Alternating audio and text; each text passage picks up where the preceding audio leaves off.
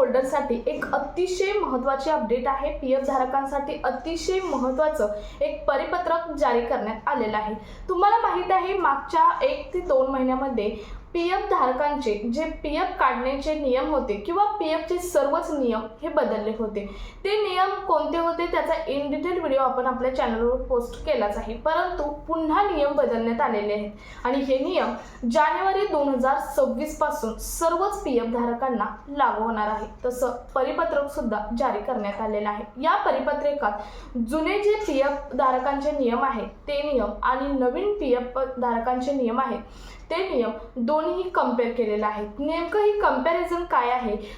For example पहिलं इलनेससाठी, म्हणजेच तुम्ही जर आजारी पडला तर एखादा पीएफ धारक आजारी पडला तर त्याला 12 वेळा पीएफ आहे तो काढता येत होता, परंतु आता तसं नाही। आता तो फक्त 3च वेळा पीएफ काढता येणार आहे। याचं रिझन सुद्धा सरकारने दिलेलं आहे। असे बरेच नियमांमध्ये बदल केलेले आहेत आणि तेच बदल आपण आजच्या व्हिडिओमधून डिटेलमध्ये पाहणार आहोत। त्यामुळे व्हिडिओ स्किप न करता शेवटपर्यंत पाहायचा। चॅनलवर पहिल्यांदा आलं असेल तर अशाच महत्त्वपूर्ण आणि पुढच्या अपडेटसाठी चॅनल सबस्क्राईब करून शेजारी बेल आयकॉन सुद्धा ऑन करून ठेवा, म्हणजे असेच महत्त्वपूर्ण अपडेट तुमच्यापर्यंत रेग्युलर पोहोचत राहतील।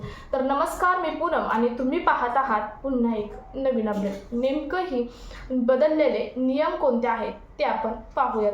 तर बघा, आपण पीएफ मेंबर आहात तर आपल्याला पैसे काढायचेच आहेत, म्हणजे पीएफ मेंबर आहात, आपलेच पैसे आहेत तर तुम्हाला पैसे काढायचे आहेत। आणि जर पैसे काढायचे असतील तर तुम्हाला जानेवारी 2026 पासून जे नवीन नियम लागू होणार आहेत ते नवीन नियम कोणते आहेत ते माहीत असणे गरजेचंच आहे, कारण हे भरपूर खतरनाक नियम आहेत। ते माहीत असणे तितकंच महत्त्वाचं आहे प्रत्येक पीएफ धारकाला। बघा, आता सर्व वेगवेगळे नियम म्हणजे जे सर्व वेगवेगळे नियम होते मागच्या 2 महिन्यामध्ये जे नियम बदलले होते ते वेगवेगळे होते। आता त्याचं एकामध्येच रूपांतर केलं आहे, म्हणजे त्याच्यात 2 कॅटेगरी केलेल्या आहेत आणि त्यामध्ये सब कॅटेगरी केलेल्या आहेत। तर ते नियम बघा, एक नियम म्हणजे 3 वेळा, म्हणजे एका कॅटेगरीमध्ये 3 वेळा 3 सब कॅटेगरी केलेले आहेत। बघा, पहिलं बघा इलनेस म्हणजेच आजारपण। पहिलं मी तुम्हाला आता फॉर एक्झाम्पल म्हणून सांगितलंच होतं, परत सांगूया, डिटेलमध्ये पाहूयात। तर बघा, पहिलं तर इलनेस म्हणजेच आजारपणासाठी आजारपणाच्या नावाखाली 12 वेळा पहिला पीएफ काढता येत होता। मी तुम्हाला सांगितलं कंपेअर करून दाखवलं जाईल, त्यामुळे तुम्हाला समजणं सोपं होणार आहे। पहिलं तुम्हाला 12 वेळा पीएफ हा काढता येत होता, परंतु आता हा नियम चेंज करून, या नियमात बदल करून आता तुम्हाला फक्त 3च वेळा पीएफ काढता येणार आहे। कोणत्या कारणासाठी? तर आजारपणाच्या कारणासाठी। आजारपणाच्या कारणासाठी तुम्हाला फक्त 3च वेळा पीएफ हा काढता येणार आहे। पहिला जो 12 वेळा होता तो आता फक्त 3च वेळा पीएफ काढता येणार आहे।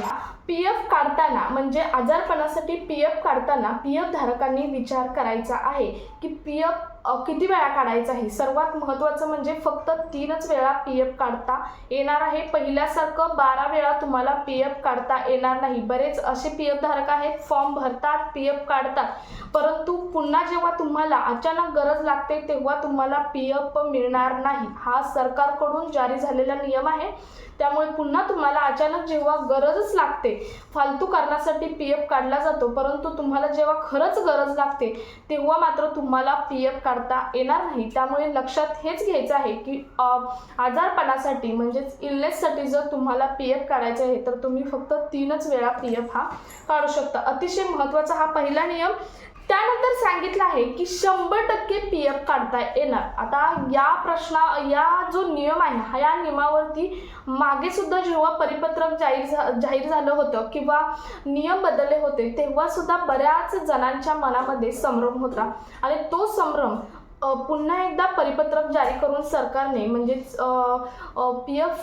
EPFO कडून दूर करण्यात आलेला आहे। तर हा संभ्रम कोणता होता?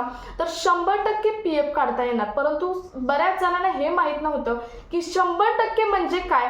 तर 100% म्हणजे तुम्हाला माहीत आहे मागच्या वेळी नियम होता की तुम्हाला 75% PF काढता येणार आणि पुढे असं सांगितलं होतं की 100% PF काढता येणार. परंतु कसा, तर तुम्हाला जे 75% नियम लावला आहे, म्हणजे तुम्ही 75%चा जो PF आहे तो 100% तुम्हाला काढता येणार आहे. जो 25% आहे तो सेव्हिंगच राहणार आहे, म्हणजे 25% PF हा सेव्हिंग राहणार आहे. जो तुम्हाला नियम लावलेला आहे 75% PF काढता येणार आहे आणि हाच PF आहे जो 75%चा PF तो तुम्हाला 100% PF काढता येणार आहे. हा नियम आहे. बऱ्याच जणांना याबद्दल संभ्रम होता की 100% म्हणजे सर्वच PF काढता येणार का, तर नाही. तुमचा जो 75%चा नियम आहे त्या 75%च्या नियमामधला 75% मधला तुम्ही 100% काढू शकता, परंतु 25% तुम्ही PF हा काढू शकत नाही. तो कुठेपर्यंत, जोपर्यंत तुम्ही नोकरी किंवा सर्व्हिस करत आहात तोपर्यंत तुम्हाला हा 25% PF काढता येणार नाही. तो PF तुमचा सेव्हिंग राहणार आहे. याची कारणे सुद्धा सरकारने दिलेली आहेत, ते पुढे आपण पाहणारच आहोत. परंतु तुमचा हा 25% PF जोपर्यंत तुम्ही नोकरी करत आहात तोपर्यंत तुमचा तसाच सेव्हिंग राहणार आहे. जेव्हा तुम्ही रिटायर व्हाल तेव्हाच मात्र तुम्हाला हा PF हा काढता येणार आहे. तर त्यानंतर बघा 3 कॅटेगरी आहेत. तुम्हाला मी म्हटलं एक 2 कॅटेगरीमध्ये हे डिवाइड केलेलं आहे. त्यातील 3 अशा सब कॅटेगरी आहेत. तर बघा तुमची सर्व्हिस ही मिनिमम 12 महिन्याची अनिवार्य आहे. म्हणजे आता 2 कॅटेगरीमधल्या पण सब कॅटेगरी आहेत. सगळ्यासाठी तुम्हाला एकच नियम, तुमची मिनिमम सर्व्हिस ही 12 महिने असणे अतिशय महत्त्वाचं आहे. म्हणजे तुम्हाला कोणत्याही कारणासाठी PF काढायचं असलं तुमची सर्व्हिस 12 महिने असणे हे अतिशय महत्त्वाचं आहे. कॅटेगरी कोणत्या आहेत बघा. इलनेससाठी तुम्ही पहिलं 12 वेळा PF काढू शकत होता, आता फक्त 3च वेळा PF काढता येणार. त्या पहिल्या कॅटेगरीमधलं सब कॅटेगरी. त्यानंतर दुसरी बघा, एज्युकेशनसाठी तुम्ही 10 वेळा PF काढू शकता. बघा सगळ्यात जास्त लिमिट याचं दिलेलं आहे की एज्युकेशनसाठी तुम्ही 10 वेळा PF हा काढू शकता. त्यानंतर मॅरेजसाठी तुम्ही 5 वेळा PF हा काढू शकता. आता ही मॅरेजसाठी तुम्ही 5 वेळा PF काढू शकता, परंतु यासाठी सुद्धा नियम लावलेला आहे.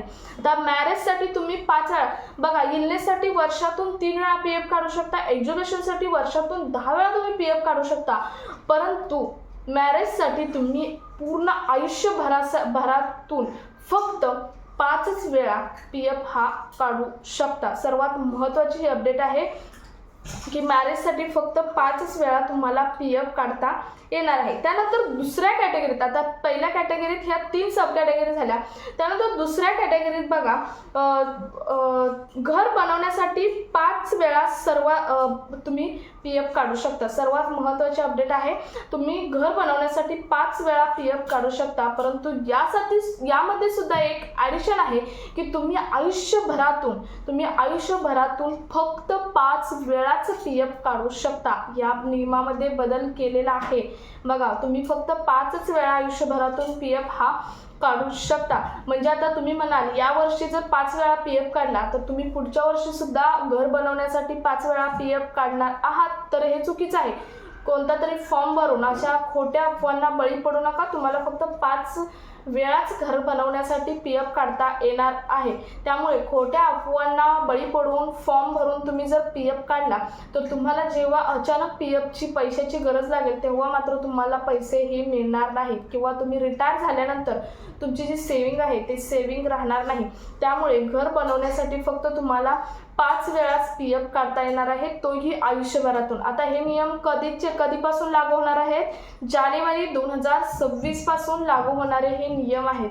त्यामुळे मागच्या वर्षीचं जे काही आहे तुमचं पास्ट PF संदर्भातील ते त्यात कुठेही धरलं जाणार नाही. अतिशय महत्त्वाचं हे सेंटेन्स आहे, ते पास्ट कुठेही मागचं धरलं जाणार नाही. म्हणजे 2025 तुम्ही जर PF काढला असेल घरासाठी, घर बनवण्यासाठी, तर तुमचा यामध्ये धरला जाणार नाही PF. 2026 पासूनचे हे सर्व नियम आहेत. त्यामुळे मी आता सांगितलेले जे नियम आहेत ते 2026 पासूनच लागू होणार आहेत. त्यानंतर बाकीचे जे तुमचे बारीक सारीक आहेत नॅचरल कोणतेही असतील बारीक सारीक कारणासाठी फक्त तुम्हाला 2च वेळा पी एफ काढता येणार आहे. तुमच्या बारीक सारीक दुसऱ्या कारणासाठी 2 वेळा फक्त तुम्हाला वर्षातून पी एफ काढता येणार आहे आणि हे दरवर्षी आहे. तुम्हाला बघा इलनेससाठी, एज्युकेशनसाठी आणि दुसऱ्या बारीक सारीक गोष्टीसाठी 2 वेळा पी एफ काढता येणार आहे. या 3 ज्या गोष्टी आहेत त्या तुम्हाला दरवर्षी पी एफ काढता येणार आहेत. परंतु घर बनवण्यासाठी आणि मॅरेजसाठी तुम्हाला आयुष्यभरातूनच लिमिट दिलेलं आहे त्याचा. बघा तुम्हाला हे नियम समजले असतील की 2026 जानेवारी 2026 पासून हे नियम लागू होणार आहेत. आता मी तुम्हाला पहिल्यांदा सांगितलं होतं की हे नियम सरकारने का बदलले.